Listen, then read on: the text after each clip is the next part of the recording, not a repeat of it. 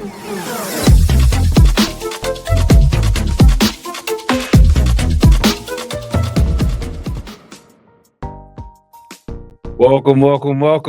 Live AI Voice of Victim. I am Greg Boone, CEO of Walk West, co-founder of RDU Labs. It's actually a very special day today for me. It is my birthday. Happy birthday. So I have a very special guest for our first live edition, Mr. Alec Coughlin, AI with Alec. Introduce yourself, Alec. Hi, my name is Alec. I'm a recovering management consultant. It's true. It's all Fair. true. But yes, I am the founder of AI with Alec, and I am a forward deployed principal for Veris Dev, big engineering firm. That is awesome, Alec. I was saying just last week I was teaching AI to at a community college for their faculty, Nice. and I said that I am a recovering software engineer. I stole that from you. Okay, fair. And so as a recovering software engineer and a recovering management consultant, I feel like our roles have somewhat actually flipped For sure. in the last couple of years because I spent more time doing management consulting. So, I appreciate you being here as a part of this conversation. I know we talk a lot about AI and kind of its impact, not just on society, but in the business community. But what are the things that are changing and evolving? Because everyone says, how do you keep up? And I simply say that I read AI with Alec and I watch his stuff. Pay you later. Right. Because his hands are in the dirt. So look, finally putting a face to the name, because I say all the time on stage or when I'm training folks, I say, like my man Alex says, you have to have your hands in the dirt. For Right. sure. And I talk about that with leadership teams, not just the technical team. So hopefully today, if we can dive in a little bit, I want to understand, your view on AI adoption. What are Yeah. the things that are happening?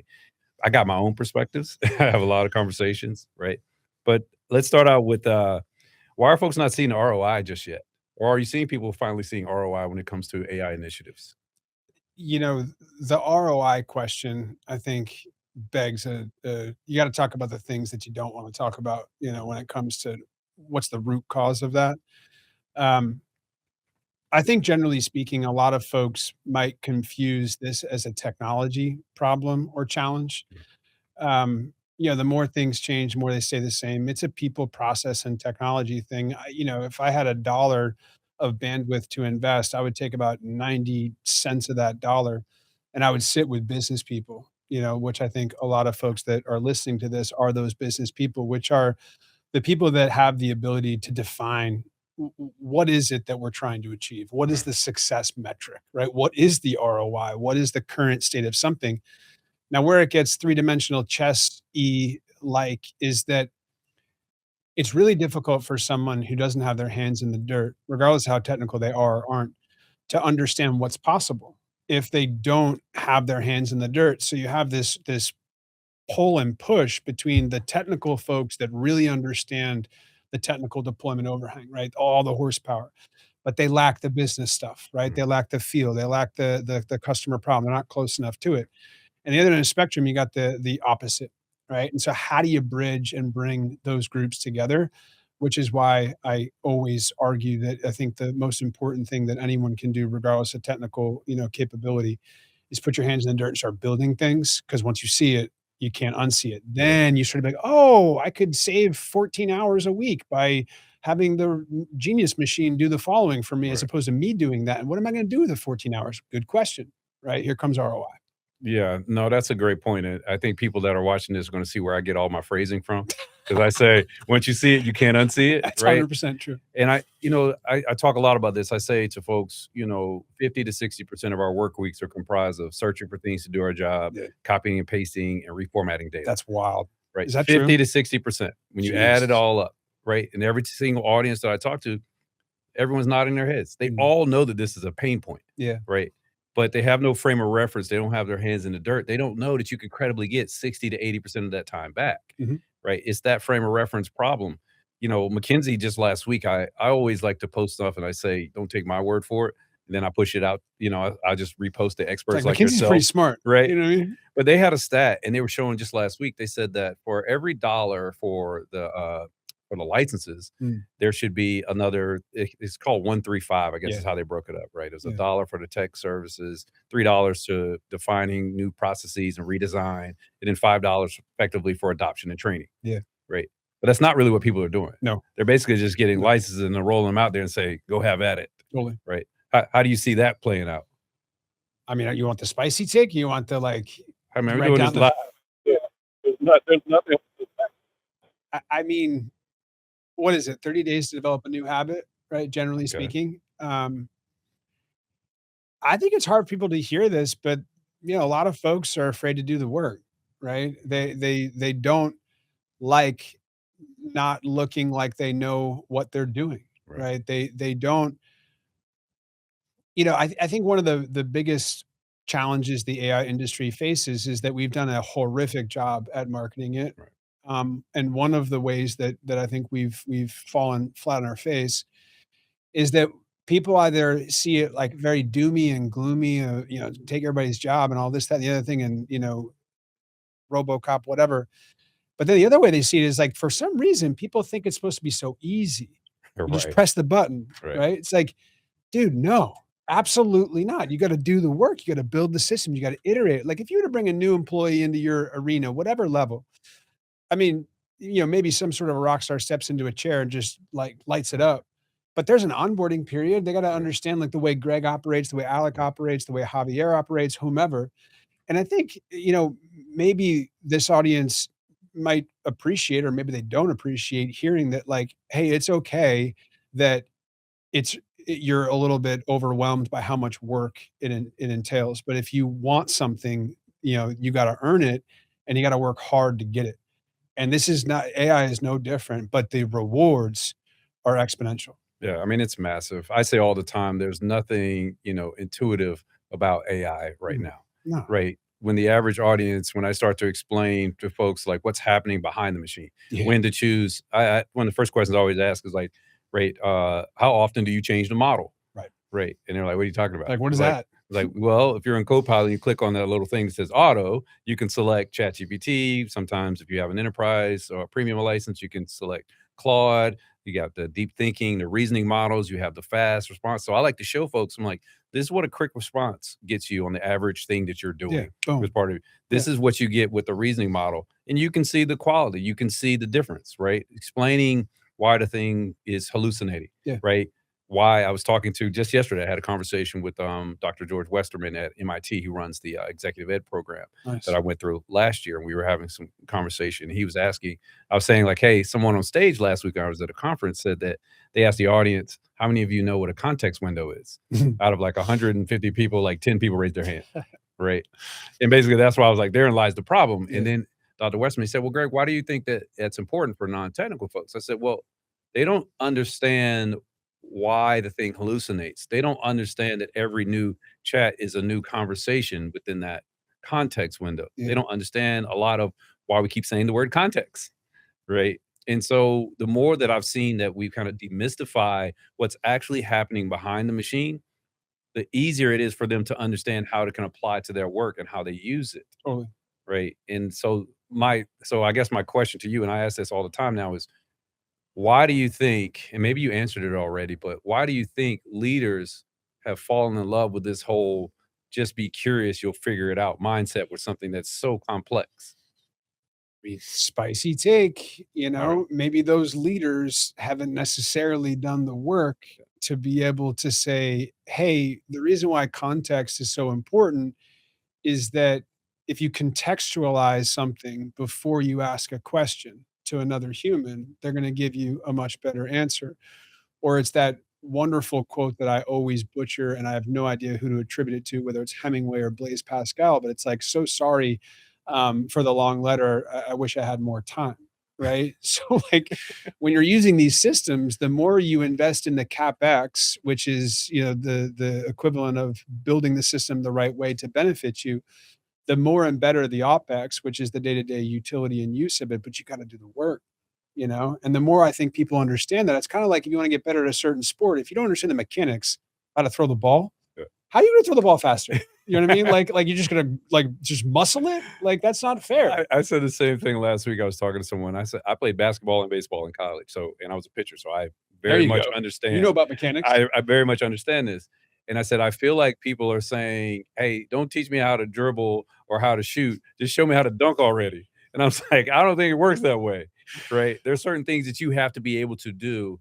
And since you're dropping quotes and people ask me about adoption and what is the biggest struggle, and I Mm, said I use the same Upton Sinclair quote from 1934, which is it's difficult to get a man to understand something when his salary depends upon his not understanding. Right? facts. These leaders don't want to change. Right? They don't want to get their hands in the dirt. Therefore, they have no frame of reference. So they're still saying, "Hey, just play around with it. You'll Yeah. figure it out." I'll give you one spicy one on that one too. I Yeah, wanna say it real quick before we continue into a different topic. no problem. I hate to say it, but again, in the interest of spicy, and I know we're talking with folks that are business and perhaps non-technical, don't ever underestimate how much AI can improve and enhance wonderful process. But where there is dysfunction, where there are political dimensions, where there are all those things, the reason why AI might create all sorts of problems is because your process is broken. Your culture is not as healthy as you might think it is. And therefore, you got to address those things before you jump in and bring in the genius machine. Yeah, I mean, I know a lot about that. I have a lot of conversations. I say people process platforms in that order always. I've Always. been saying that for the last 15 years around digital transformation. The process and the people side seem to be the one people want to skip and they want to go to the platform. To But I'm going to skip around a little bit let's here, do it. right? We're talking about the impact of having the right culture and Mhm. process and basically in trying to do things in a certain order, right? Not just jumping to the technology, the platforms. One of the other things that just keeps coming up all the time is people want immediately go to agents Oh, yeah. and what it means to be agentic. And again, I say you can't dribble. Mm, You wanna go right to dunking, yeah, right? And so, at a high level. first for our audience, could you define, an agent for the audience or to have agency? I love that, and I would use the agency word. So, think of an agent as a true agent has not just the autonomy, but it can accomplish tasks and it can iterate and learn and improve upon itself in a recursive manner. Um, Fancy way of saying, uh, it's not automation, right? It has agency. To Greg, to your point, is like it's the ability to develop something and have that something grow up into a value creating, let's call it an entity, which over time creates more and more value through workflows that are predetermined, but ultimately it's thinking and iterating and learning and doing for you and for itself. And that gets a little bit sci-fi-y, but if you're really talking about agency stuff and agents, the one thing I would say is Andre Karpathy about 12 months ago, I think it was now, had an extraordinary presentation at a Y Combinator. I think it was a graduation event. And he talked about the Iron Man suits and the toggling. And so not all agents are created equal and not all agents have to have, extreme agency. You can toggle that kind of that switch, if you will, which enables for wonderful ways to think about human plus agent collaboration. It's not an either or. Yeah, and, Andre Karpathy, I guess he was one of the original founders of Yeah, OpenAI, he's went to amazing. Tesla and X AI. He's like Michael Now Jordan, right, yeah, of and that then world. he came back, he kinda stepped away, and like Yeah. Jordan, he came back, then go back to the Bulls, Jordan to the Wizards, Yeah. right? And so then Wish him in the Karpathy Bulls. goes to Anthropic, right? Yeah, So he's totally. basically been around all the frontier labs He's because the he's the guy. man, He's the right? guy. But so when we talk about agents, the way I kinda simplify for folks is like an agent effectively you give it a golden set of tools and you're going to have it accomplish those things based on how it decides. Yeah, You don't decide in a predetermined way. that's right. And so what I try to explain to folks, that are going from I like to use a lot of alliteration and things. I'm not a rapper, right? But I like But to I write one on but I TV. always tell folks, I said, look, I don't AI ask, I AI task, right? Nice. And the whole point I'm trying to get across is I'm not using it as an answer machine. Mm, I'm telling it to go do certain things. And totally. at times it's an assistant, but most times it's more of an agent, Mm, right? And I think that's where people need to understand we've moved from just being that co-pilot assistant to being agentic, right? yep. To accomplish things for it. Now, that now goes back to kind of our first segment a little bit around the adoption, because even in that same McKinsey article, they talk about, I think there was 4 different fears, Mm, right? And one of those fears was around when you have these agents effectively doing things that you used to do yeah. or that you said you like to do, which I like 56% Do of you your really time. though? Like, did you really Yeah. like just, copying from that spreadsheet and then manipulating the other spreadsheet and then No, putting it into a Word doc and then no, creating a PowerPoint that was pixel perfect? no. Like 20 hours later, you're like, man, what have I been doing all day? Right. Bingo. And so, but anyway, I think from the agent standpoint, I want to talk about the risk associated with agents. A lot. Like, all right, because I keep hearing the back and forth when people are like, oh, it's not that risky. It's not that. I'm like, you don't determine what this thing's going to do. If it's autonomous, that's pretty risky. Right. So can You better you trust it. right, can you explain, what you're seeing some of the risk and then are there ways to mitigate? I mean, get your data right. Get your data right, get your data right, get your data right. Because if there's a risk associated with data leakage that gets out, and it only needs to happen once, right? Because once it's out, it's out. Um, but no, I mean, to frame it up, I think it's again, for non-technical audience, easiest way to think about this is like there's a reason why employees have badges, right? To get into businesses, the business Right. that with which they work.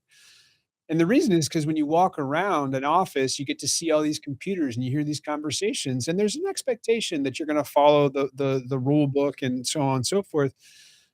But at the end of the day, there's an inherent trust because it's one human, another human. Now, if you think of an agent with autonomy as an entity that gets badge scanned into your infrastructure, here's the thing.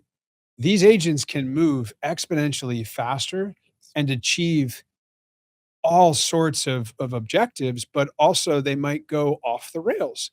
And if and when they go off the rails, how quickly are your observability functions, which in our world is our eyes? We can look around the office, and be like, hey, why is that person staring over so and so's shoulder? That's a sensitive Right. subject on that computer screen. So it's a long-winded way of saying that anytime you think about data infrastructure, autonomy, and entities that can move faster than you could ever imagine, especially for non-technical folks, just understand that it's exponentially faster and stronger. You just want to be really sensitive and thoughtful about what is the worst thing that could happen here, right? What is the catastrophic risk? Always start with catastrophic risk and isolate your agentic environments to areas like marketing is a great one, right? Like, yes, you could put something out there that could be troublesome, but at the same time, if the agent comes up with something wild, like that could be creative, that could be innovative. So you just got to really think about where and when and what you're asking autonomous entities to do because it's going to go sideways eventually. Yeah, I think the thing that I'd like to just kind of dive a little bit deeper on is this idea is the speed, Yeah, right? it's crazy. I was trying to explain to someone just yesterday. I said, I said that think about it this way, right? In a very like these agents in milliseconds can go through your entire directory, your entire drive, your Facts. entire folder system. Just imagine, for example, someone put payroll data in some folder that's 100 subfolders deep. The average individual would not have known that it's there, would not have searched through all of those, but you gave the access to the machine. In milliseconds now, it has traversed everything and found everything, and it's like, "Oh, this is what Alec made," right? That is not something so folks were saying, "Well, there's not risk." I was like, "I don't think you're being creative enough." You have to think about the speed in which you're giving access to, but you have to also understand we've not done a great job of, like I call SharePoint a lot of times a graveyard. Right. There's so much stuff just sitting around out Mhm. there, and I think people need to better understand some of the risk. It's a big topic right now Yeah, between, the OpenAI, Hugging Face, yeah, and Anthropic. It's multiple things, and then Meta said, "Oh, me too. I hacked someone. yeah. Call on me." Right? Pick my Zuckerberg's, model. check me out. Right? And so a lot of folks don't really understand this, but what I don't wanna do is create so much fear that people don't No. use the technology, right? People keep weaponizing it from that standpoint. What are some kind of, use cases that you've seen where people are trying to create something agentic right now that is of value, but it's lower risk? You said marketing. Yeah, I think marketing I think to your point about whether it's 65% or 50% of the day, I think the people that are really stepping back and just codifying their day-to-day workflows, like in a journal, literally. If you spent, 2, 3 hours, I know it sounds like a lot, but if you spent 2, 3 hours and you reflected on your last, 10 business days of literally looking at your calendar, looking at your Yeah. email, looking at your Slack, and, like, really thinking through, like, what was I doing and how much of it was activity versus how much was outcome, and what was the 20% that drove the 80% of results, etcetera. you then just start to realize how much administrative and operational stuff that you're doing that a machine likely is much better than you at it.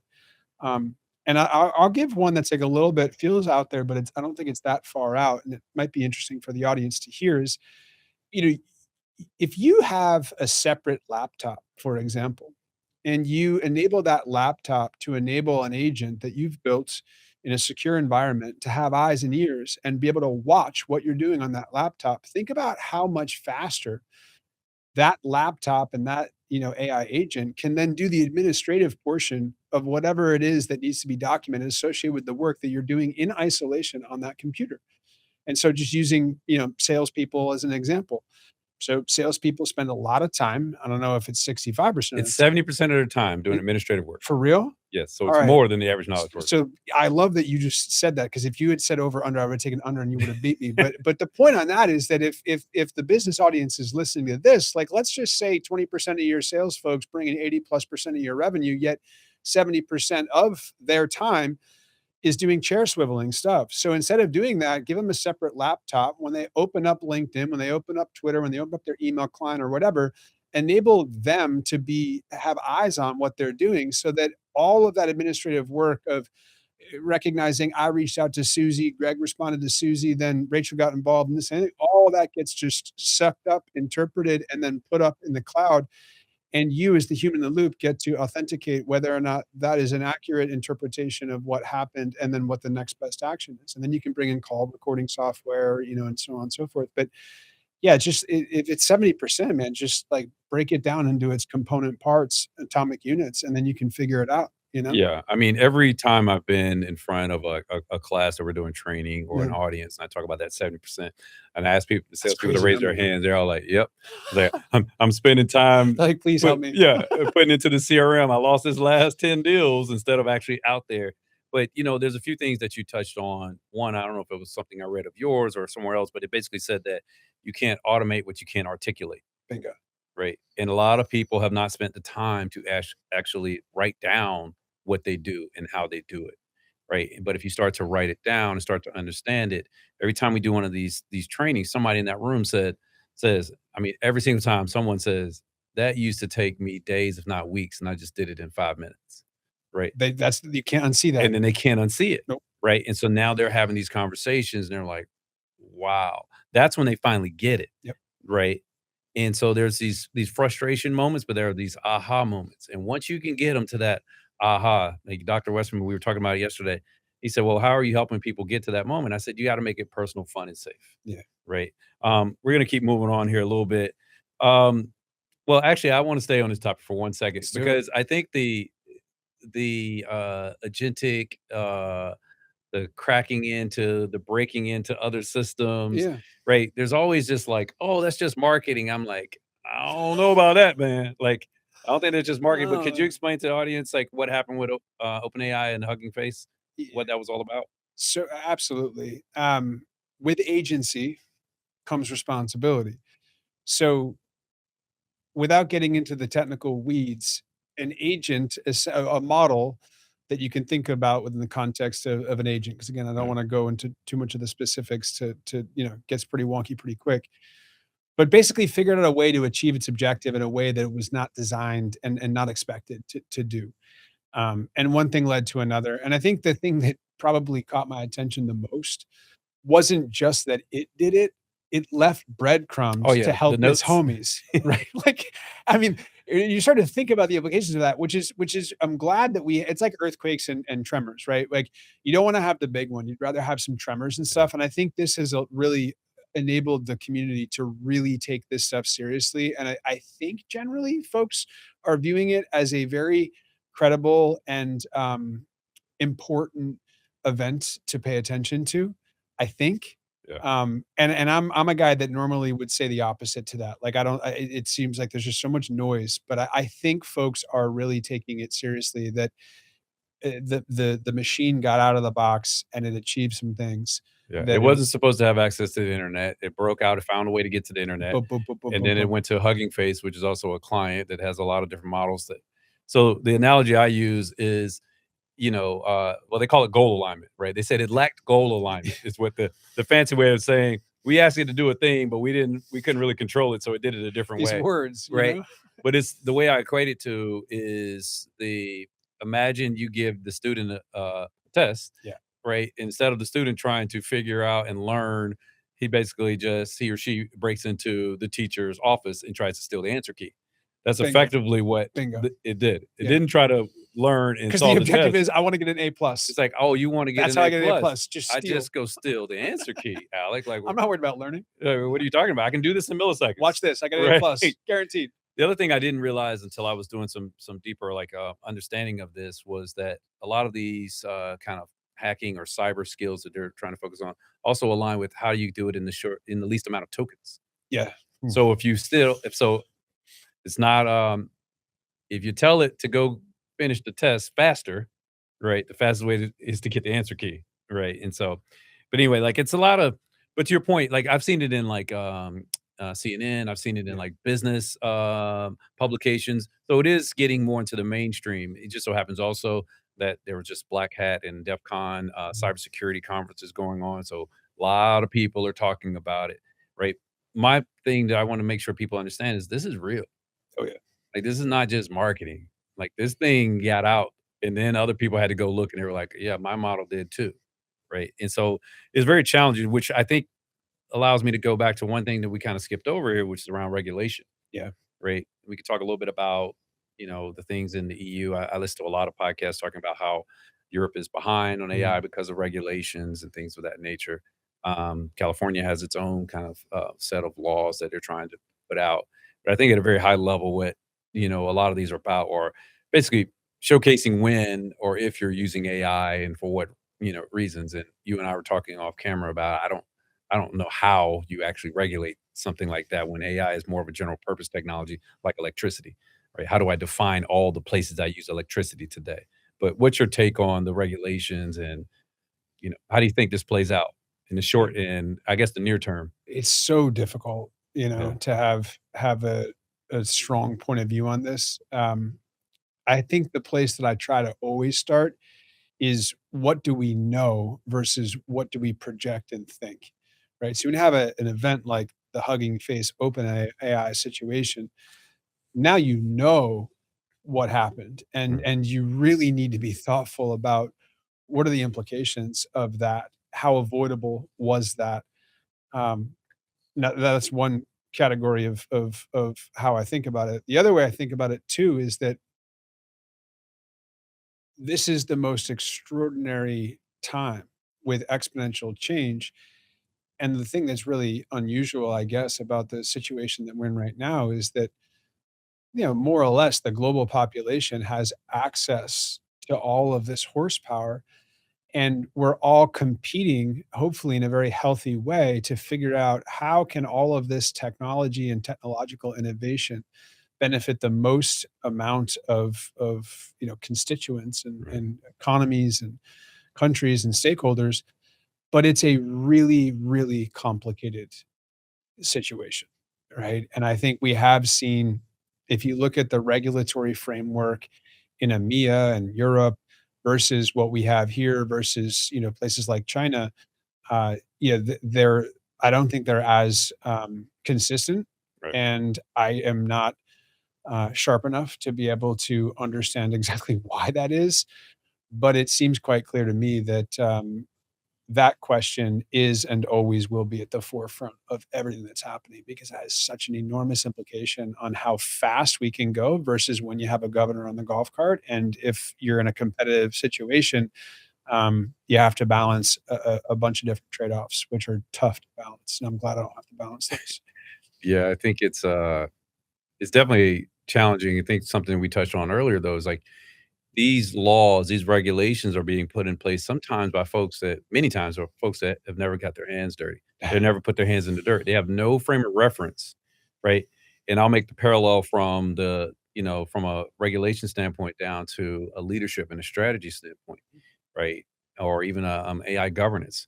I tell people all the time, I said, you can't have an AI policy or AI governance if you don't have AI training. Yeah. I said, these people don't even know that they're breaking the rules, right? And so the adoption, I'll keep coming back to that, the adoption. You showed me a stat a couple weeks back, I think it was, where you said, I think it was ramp data that was only 2.2% of US households had a paid subscription, an AI subscription. Yeah, it's wild.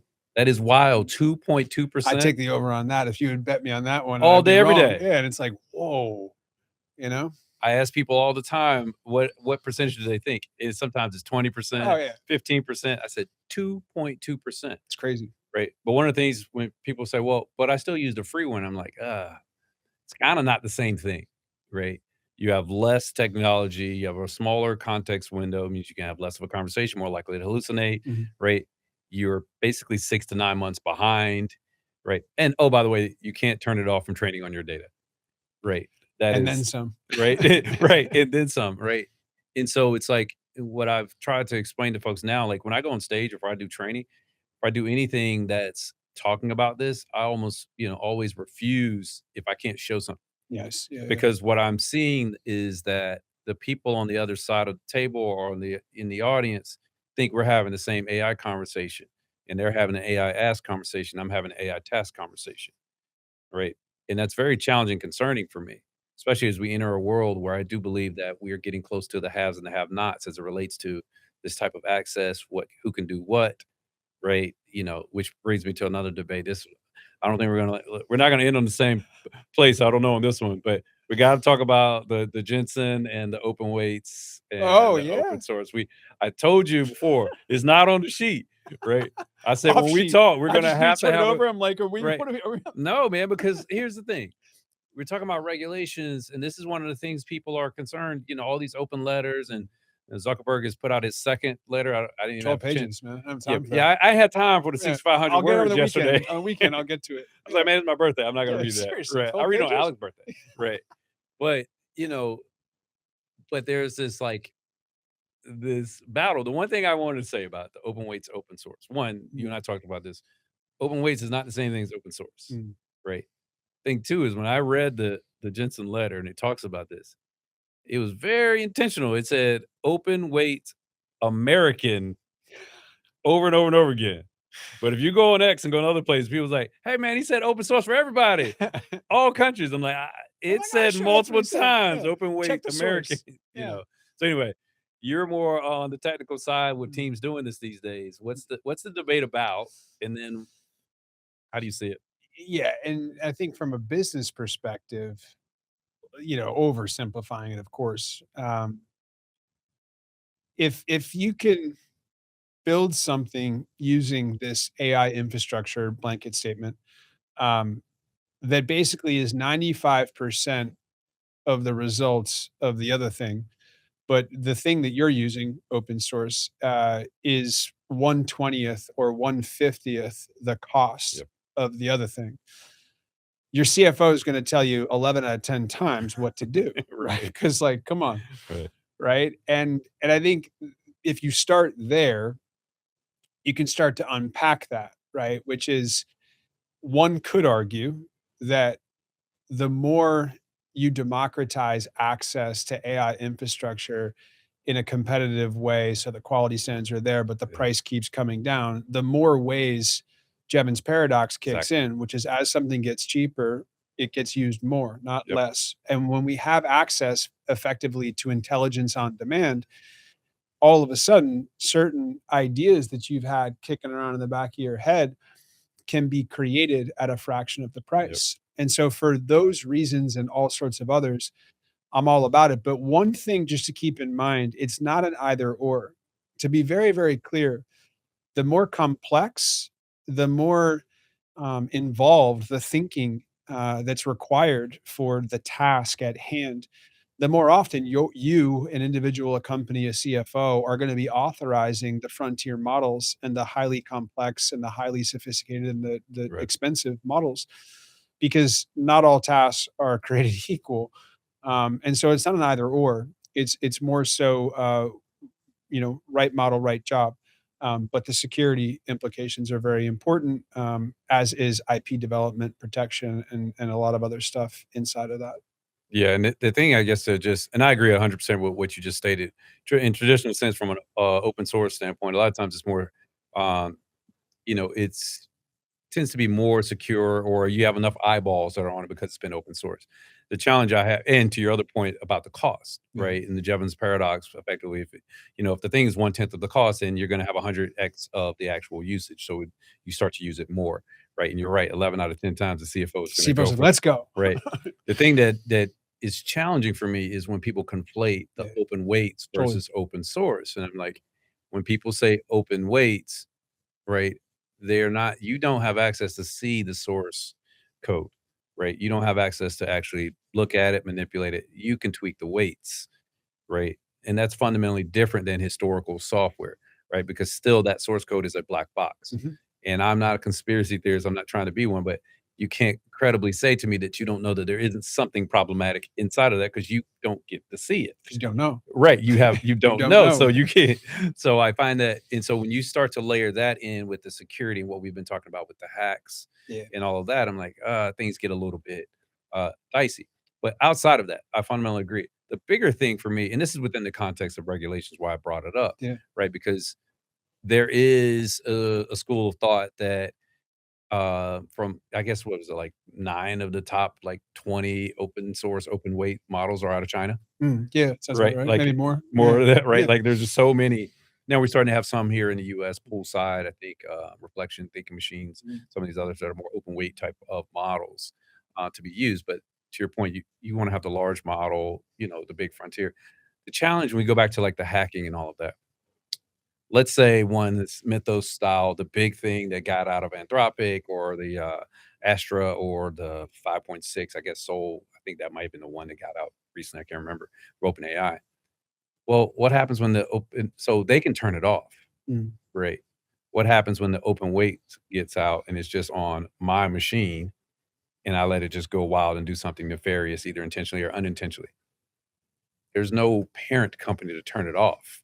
Now it's just going, right? And so for me, I'm just like, hey, we do have to consider these things because this technology is radically different than in the past. Only thing I'm saying is at least consider the argument around the security and others.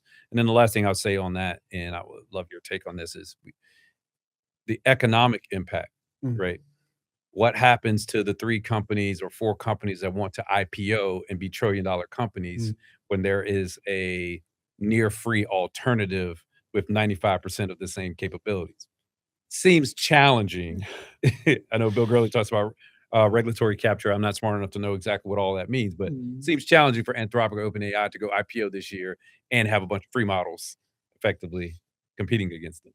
Yeah. So Brad Gerstner is one of my favorite people to listen to on this topic because he's invested in a lot of it, right? So he has to see it from all different angles, and he's obviously super smart. One of the things he said, and I can't remember which podcast I was listening to when he did it, but he slipped up kind of, and he essentially said, because in the context of this exact kind of conversation, and he basically said that when the alternative to the use of a frontier model is equivalent to a $200 an hour output, businesses aren't gonna have much of a problem spending 15 to $20 an hour to put a frontier model to work for that specific type of Right, task, right? And so his point of view is that the TAM and the market for the deployment of intelligence, whether it's closed or open and so on and so forth, is bigger than I guess arguably anything we've ever seen. Because if you think about what are all the different ways you can use intelligence, especially intelligence that's beyond yourself. And so I guess the argument would be that the pie is really big, and that those folks that are gonna be IPOing, also have some pretty sophisticated models that they're gonna be rolling out. But I don't know. I certainly do know that when I see the charts of the capabilities of the open source yeah, models versus and the price points and the value proposition, it's certainly a conversation that comes up often in what I do when we're building intelligent systems. And again, I think a lot about the CFO. I think the CFO is in that position in this environment is incredibly important because the more technologically advanced that individual's understanding is of what we're yep, talking about, the more opportunity he or she has to put the blinders on the organization and really just race in the direction that's sustainable and focus on things that don't change, but do so with an operating model that's super modern and durable because this is what it's all about, you Yeah, know? that's it's gonna come down to the economics, right? Yeah. Or the tokenomics, right? And I think that there's 2 competing things. There's the business impact of it, and then there's the reality of a lot of the stock market is propped up on AI circular Don't investments. say circular investing. But they don't like that? They don't like that? Gurley, by the way, you wanna hear someone talk about circular Yeah, he pretty much, like, called it. You know, yeah, the circular investing stuff is very interesting if you really dig into that. yeah. So NVIDIA needs, the hyperscalers, and they all need Here's the $100, but I need 105 back. Are you good? right. Yeah, I try that with my kids, Yeah, and even right. even they They're like, get "But do that I still have point. to do the chores?" Yeah. It's like, "Yeah, of course." Alright, so let's get into what I wanna talk about now is, we talk a lot about some of the challenges, right, some of the regulation, but how are the folks that are winning, the folks that are using it, how are they doing it? How are they doing it well from your perspective? Like, what makes the winners different than the average company?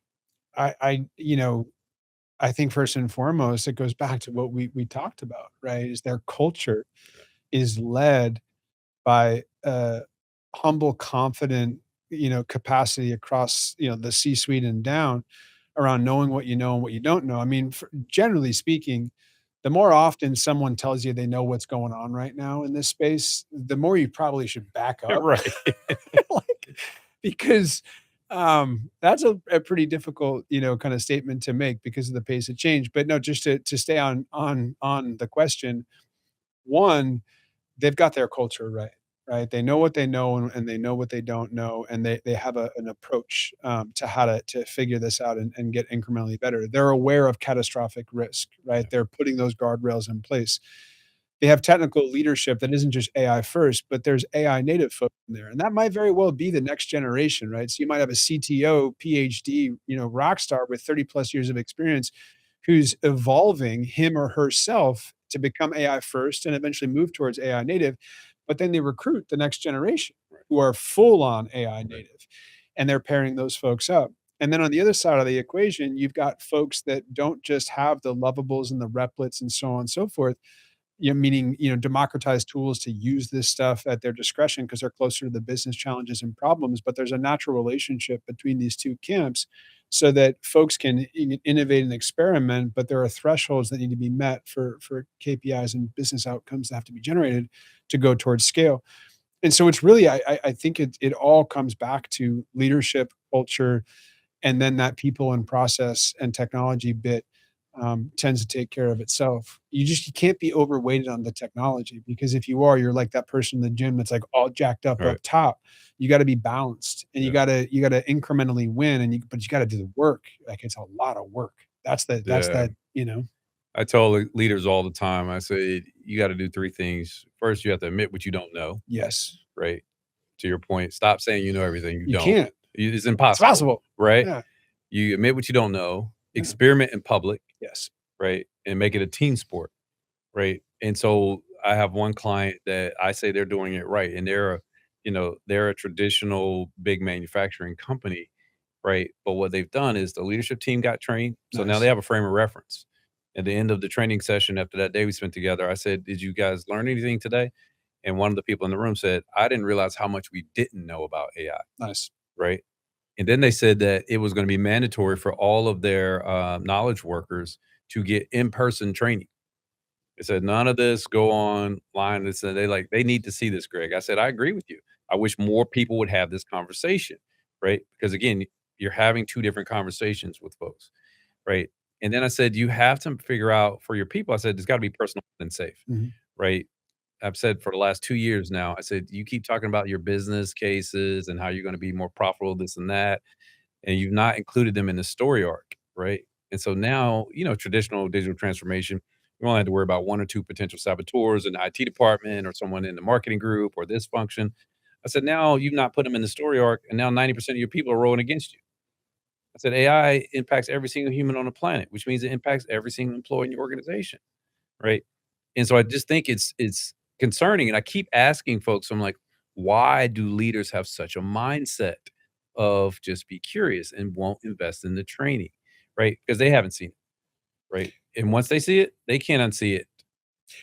I'm with you, and what I would say, and I meant to say this earlier, I think the expectations on leadership, it's unreasonable, Ah, and what I mean by that is, like, I feel whether it's publicly traded, boards, institutional investors, yada, yada, all the way down, I think what you really need to keep in mind is that the imposter syndrome is so severe because yes. you can no longer say, "I don't know," generally speaking, Right. right? Because if you say that, it's like, "How do you not know?" The I other need you to CEO know. knows and whack the Yeah, stock, and it's like, I would love to hear more CEOs say, "I don't know," because that means they're humble, yeah, but they're not they don't it's just one of those moments in time, and that's all the pilot to POC kind of stuff, one of the conversation at a time, but not knowing is confidence, you know what I mean? Saying right. it, it's good. I don't know, but I'll Yeah, figure it out. yeah, and we're on this learning journey together, That's it. right? And I try to explain this, man, and I wish more people would just admit those and just say those words, "I Just start with don't that. know, But I'm gonna figure it out. but I'm gonna I'm figure gonna out." talk to Greg. Not even just that, we're gonna figure it out together, That's it. right? And so, we wanna leave folks with something. What is the if someone had to do 3 things, you can pick 1, but if let's say you got 3 because you're a bright guy, right? And I feel like you can A do lot it, of pressure. right? Yeah. What are the 3 things that they do starting tomorrow as a leader? What does the leader do to be a better leader in the age of AI? Not a better AI technologist. What Mhm. does the leader do to be a better leader in the age of AI? I think this one might be, like, ridiculously simple, and I apologize 'cause I've kind of said this, right, is that I would start with codify your workflows and reflect on it. Number 2, get a premium subscription to your Mm, favorite, model or what have you, whether it's Claude or what have you. Step into projects, then step into co-work, right? And for those that don't know what that means, it's essentially stepping into using the technology, not at the edge, but using it in a way where you're committed to creating extraordinary tangible value so that you see it in a way that you can't unsee it. And then you can start to build on top of data and on top of experience because I think you'll help your people tremendously because then you get more comfortable being like, I don't know, because you don't know. Now you start to see it and you start to use it in ways that it just absolutely surprises you because you can do things that were previously unimaginable or impossible. And so those are the 3 things I would suggest people do. yeah, that's great, man. I think that, the more people can start to play around with these tools themselves as leaders, Yeah, start to automate some boring thing that they didn't like doing to begin with. that's it. But again, you can't automate what you can't articulate. First thing, like you said, you gotta write it down, Mhm. right? You gotta talk about what are the things that I'm spending time. I always say, let the machines handle the routine, let the humans handle the remarkable, That's a right? good one. If people can start to think about that. I would say the last thing that people need to do is they need to follow my man Alec, right? AI with Alec, go to the newsletter, watch your podcast and your I mean, show. I heard that guy puts a lot of content out, He puts out a lot of great content. I've I learned a hope hell of it's a great. lot. Yeah, I hope. So I I don't know. appreciate your time Yeah, today, buddy. It's always been, it's always good to be around you and to just talk AI with you and learn. So I likewise, man. appreciate it. I appreciate you having me on. Thanks.